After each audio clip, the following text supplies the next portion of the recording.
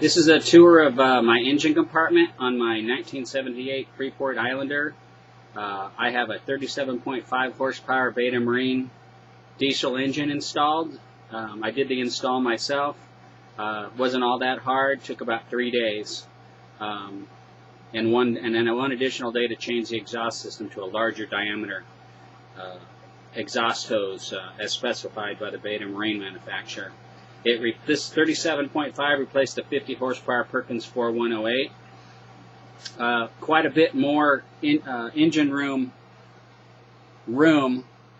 The footprint is smaller than the Perkins. The weight also was less. I was able to, starting in the forward part of the engine compartment, move in there. I was able to mount the starter battery with the additional room I had in front of the engine. I also, the big red cables you see running the battery are 2-watt cables. One runs to the battery, the starter motor, and the others 2 run up to the anchor windlass up front. I used to have the battery mounted up front to run the windlass and some number 4 factory installed cables to charge that battery, but I decided I just didn't want the extra battery and the extra weight up front. 2-watt cables cost about $110 for both the cables to run up there, so you figure the battery costs at least $80, so not that big of a difference between the battery being up front and mounting it here and using the starter battery for the anchor windlass. I think it's the better way to go. So there's the starter battery. Then moving this way is the engine. It fit no problem. It's sort of a plug and play. It comes with the transmission, the feet. There's 4 feet, rubber mounted feet that are the engine mounts. It comes with that. It's just basically hook the battery up, hook it to diesel fuel, and plug in the ignition panel, and you're ready to go.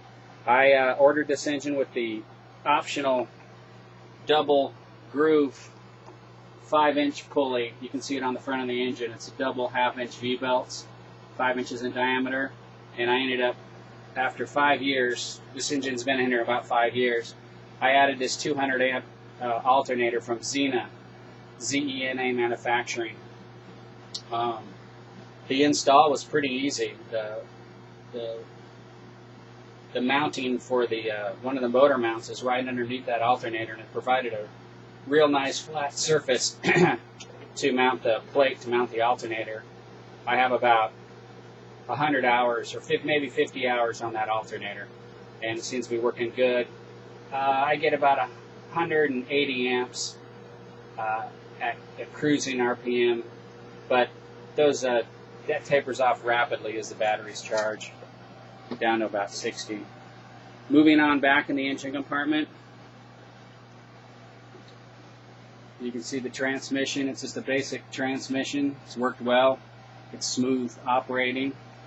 And then moving on back, you can see a rake core filter assembly, which is mandatory. Moving here, there's the air cleaner. There's a factory diaphragm bilge pump. That's pretty much in the factory position. It goes down into the bottom of the bilge, which is, I don't know, at least 2 feet below the transmission, or around 2 feet below the transmission. It's a pretty deep bilge. I spent a lot of time working on the muffler and the exhaust hose, because you don't want to get that wrong. You can destroy your engine if you do. So, trying to get a good view of it. So I ran the 2-inch hose, I think it's 2-inch, down underneath the shaft, and you can't see it, but my water lift muffler is mounted below the shaft.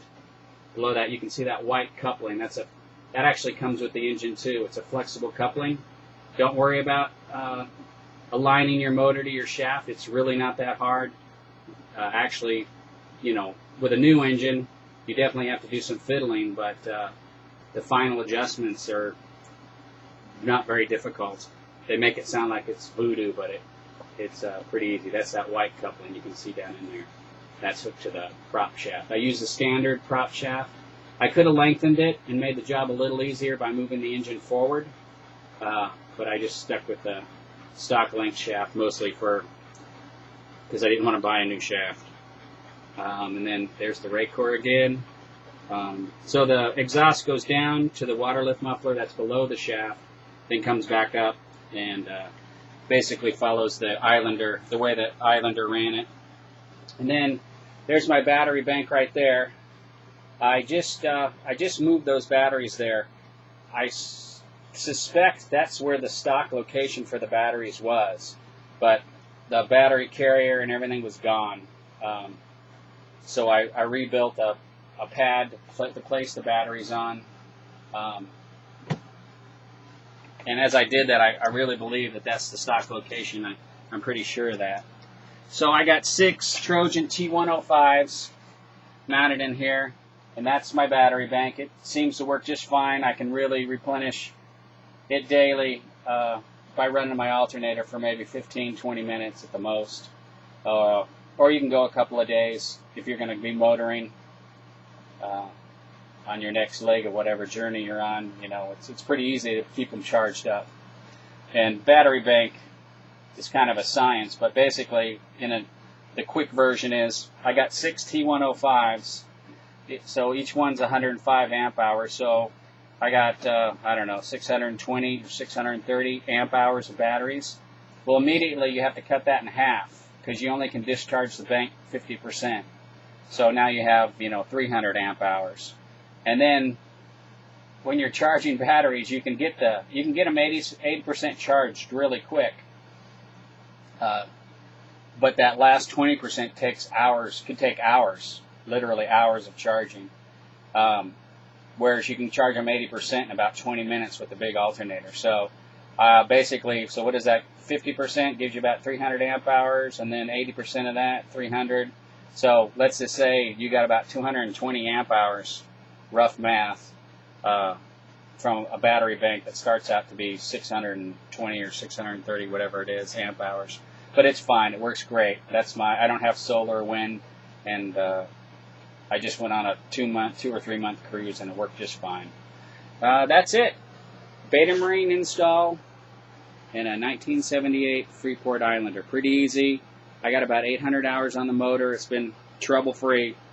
I just changed the oil. I think at 800 hours it's due for a valve adjustment. And I've changed the fuel filter once or twice, the secondary filter that's on the motor. This filter, the rake core, you change it as often as needed. But as if you change it, like when you change the oil and it's not really dirty, then you can change it every other oil change or every third oil change. But it's always really good to keep that filter in good condition, which it keeps the primary filter out that's mounted on the engine, sort of like an oil filter. That thing goes for 300 or 400 hours, I think. That's it.